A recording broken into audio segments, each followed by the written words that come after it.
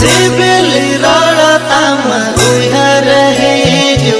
होने सिलिपिनी जानगे जीजु सिबिली रड़तामा उहर हेजु होने सिलिपिनी जानगे जीजु आमा bangate जानगे दिसै उनुमु पसी गुजु